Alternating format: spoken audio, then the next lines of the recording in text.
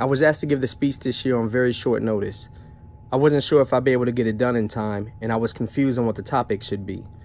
As I explored different ideas on Dr. King's dream and legacy, I became even more confused. However, this time the topic was no longer the source of my confusion. See, Dr. King had a dream that one day we would all be accepted as equals. He dreamed that people would no longer be judged and discriminated against based on the color of their skin. His dream was not only a dream about acceptance, it was a dream about connections. His dream envisioned us connected as a people. He was asking us to no longer allow our differences to keep us disconnected, and that is why I sat there confused. Today we live in a world that is so technologically advanced that at almost every moment of a person's life, they are connected to hundreds, thousands, and sometimes even millions of people. We were always a click, a swipe, or an open app away from being connected to one another. Yet when I look around at the world and the social climate of today, we are further away from Dr. King's dream than we have ever been. We not only judge, discriminate, and hate each other based on the color of our skin, but we have added new categories to hate. In today's world, we don't just hate the color of your skin. We don't stop at just hating a person based on their race. We now hate one another based on sexual orientation, religious beliefs, political affiliations, and gender identification. We have moved from a society that could agree to disagree to a society that has a silent, unbreachable agreement with hate.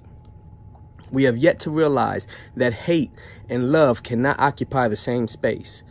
We have yet to realize that it is hate, not religion, not sexual orientation, not race, and it is not our differences that encapsulates our thoughts and lives, feeding into our division as a people. It is hate. So as I sat there and reflected back to my own thoughts and moments of bigotry, as I thought back to my own moments of homophobia, as I thought back to my own moments of thinking my religion or beliefs were the only ones that were right, I realized that hatred is rooted in fear. It's fear. See, fear is a natural human emotion, but fear is an emotion that should be a yield sign in life and not a stop sign. Fear should make us slow down and be cautious. It should force us to take our time and pay close attention to a situation before we proceed, but it should never mean that we stop. Fear should never be allowed to stop us from moving forward. It should never stop us from seeing past our differences, and it should never stop our hearts from being open to making a new connection. So now I'm asking myself, if fear is a natural human emotion, then how do we prevent it from growing into hate? The answer to that question is very simple. It's love. The Bible says that there is no fear in love, and that perfect love drives out fear. So if fear is the root of hate and love drives out fear, then love has to be the cure for hate. Every time I've given the speech for this event, I have always issued a challenge. Each time I challenge us, it is with the goal of helping us to get closer to Dr. King's dream.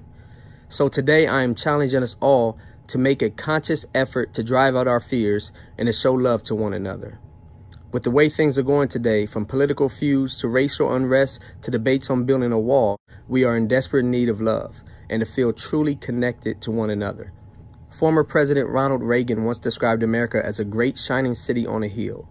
He said that if there had to be city walls, let the walls have doors, and the doors would be open to anyone with the will and the heart to get here.